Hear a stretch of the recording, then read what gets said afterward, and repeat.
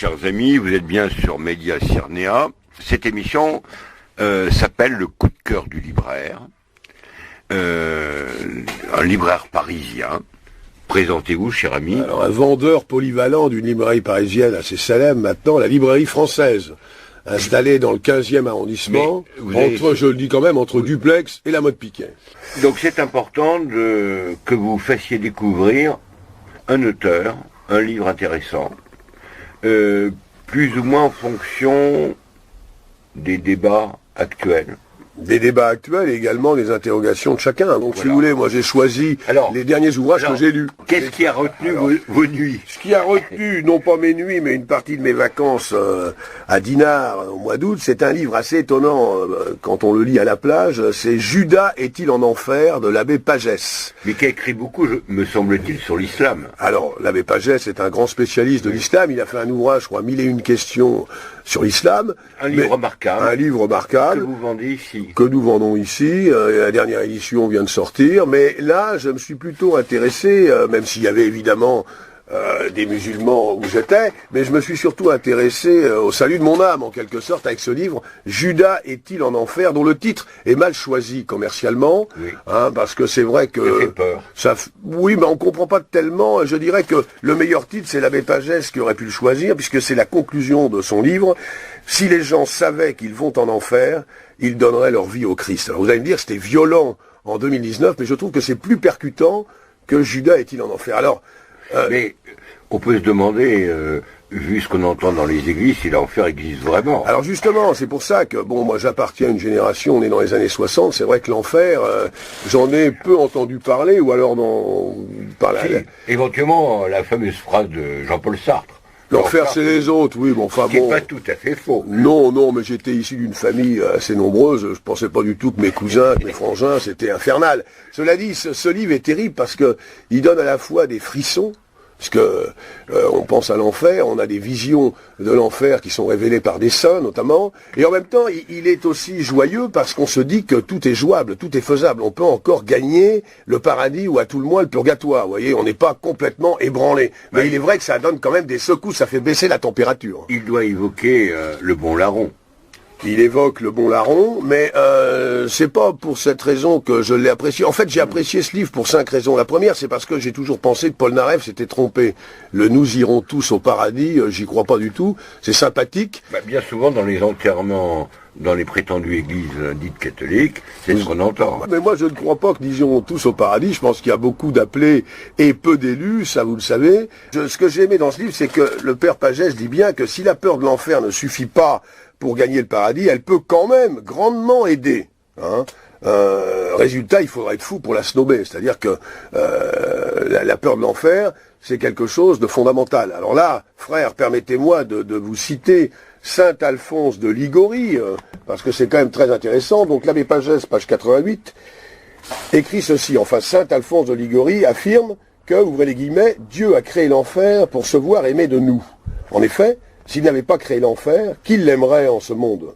On voit la plupart des hommes se livrer à la damnation éternelle plutôt que d'aimer Dieu. Qui donc, je le répète, s'il n'y avait pas d'enfer, qui l'aimerait? Ainsi, le Seigneur a menacé d'un supplice éternel quiconque refuse de l'aimer, afin que ceux qui ne l'aiment pas de leur bon gré l'aiment au moins de force par crainte de l'enfer. Donc, si vous voulez, cette phrase-là m'a beaucoup plu, entre 2 baignades à Dinard. C'était un peu spécial, mais je ne faisais pas état de mes préoccupations à tout le monde, ou quelques membres de ma famille qui en avaient d'ailleurs un peu marre.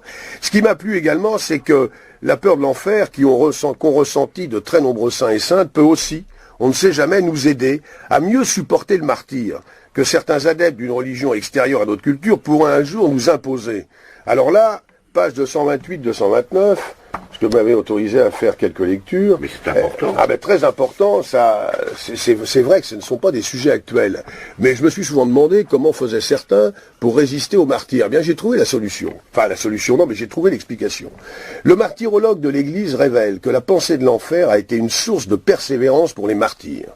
Dans le Martyrium Sanctus Polycarpi de 155, l'église de Smyrne évoque ces martyrs méprisant les tourments de ce monde, afin de se racheter du supplice éternel en l'espace d'une heure. Ouvrez les guillemets, le feu de leur cruel bourreau leur paraissant froid en regard du feu éternel et inextinguible qu'ils fuyaient.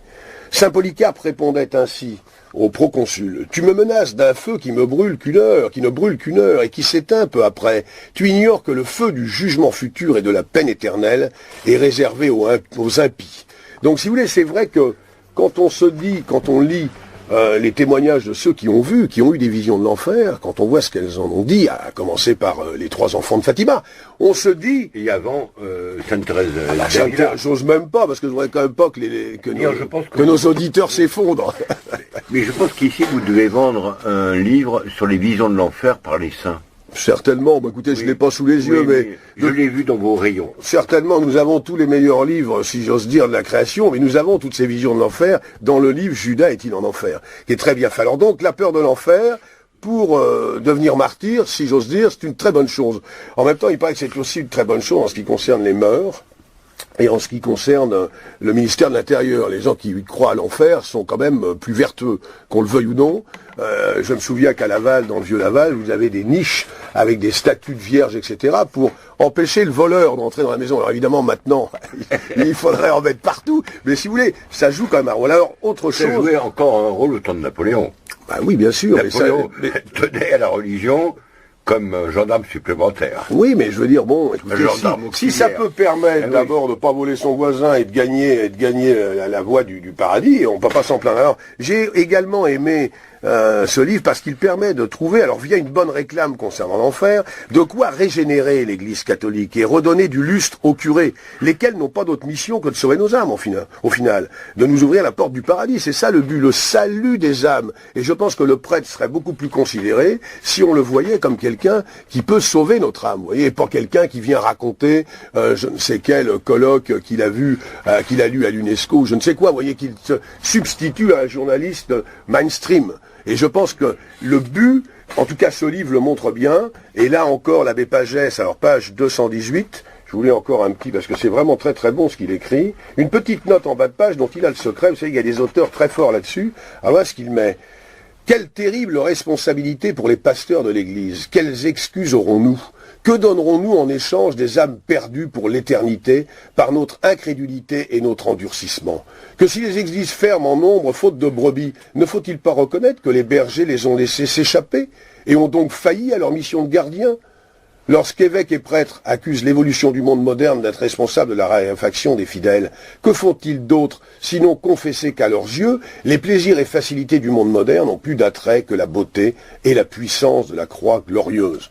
J'arrête là, mais c'est très beau, et en même temps ça montre bien qu'effectivement, si l'Église refuse de parler de l'enfer, pour les raisons que le père Pagès évoque et qu'on a évoquées, eh bien je pense qu'elle se tire un peu une balle dans le pied, si vous me permettez l'expression. Mais là, c'est un autre débat. Un autre débat. Alors, enfin, j'ai beaucoup apprécié la supplique que l'abbé Pagès adresse à François Ier. Moi, je l'appelle François Ier. Pas un roi de France. Bah, c'est pas un roi de France, c'est pas un roi de France, mais on disait Jean-Paul Ier, je vois pas pourquoi on dirait pas François Ier. Je parlais de François Ier. Vous parlez de l'Argentin. Écoutez, je parlais de François Ier, appelez-le comme vous voulez. Oui, hein, non, mais je réalisais pas tout de suite. Oui, écoutez, là maintenant, vous êtes complètement réveillé. Je pensais que c'était une lettre... Oui, non, mais c'est une supplique au pape François Ier de proclamer un nouveau dogme affirmant la présence actuelle en enfer de trop nombreuses âmes, dont celle de Judas. Voilà. Écoutez, je me souviens, un exemple personnel, d'avoir fait le catéchisme il y a de nombreuses années pour mes enfants dans une école lavalloise, et je me souviens qu'il y avait une femme plus âgée que moi qui avait fait le catéchisme et qui s'était fait virer parce qu'elle avait parlé de l'enfer. Voilà. Donc, si vous voulez, ceux que ça peut intéresser, ce livre, évidemment, il faut être catholique, je pense, pour l'apprécier à sa juste valeur, mais... Peut-être pas forcément, non, que ça fait partie, disons, de la culture. Certes, mais il est vrai quand même que si on veut vraiment l'apprécier à sa juste valeur, trembler à certaines pages et espérer à d'autres, eh bien c'est quand même mieux, je pense, d'être catholique. Enfin, c'est mieux. Tout est, évidemment, c'est à chacun d'apprécier selon sa sensibilité et sa curiosité du moment, oui. Mais c'est un livre qui peut sauver des âmes. Voilà ce que je voulais dire. Certainement. Certainement. Le livre est très bon, et je répète que si l'abbé Pagès avait pris le titre, si les gens savaient qu'ils vont en enfer, ils donneraient leur vie au Christ, je pense que ça aurait été plus percutant. À voir. Nous verrons pour une édition ultérieure si, à la suite de notre petit entretien, ce livre se vend centaines. Mais espérons. Espérons, bien sûr, et sauver des âmes surtout, parce que c'est quand même ça. Recommander aussi son livre sur l'islam, bien sûr, qui est remarquable. Tout à fait remarquable, avec des questions-réponses très faciles à lire et qu'on peut piocher dedans, je dirais. Chaque chapitre peut permettre d'avoir un éclaircissement.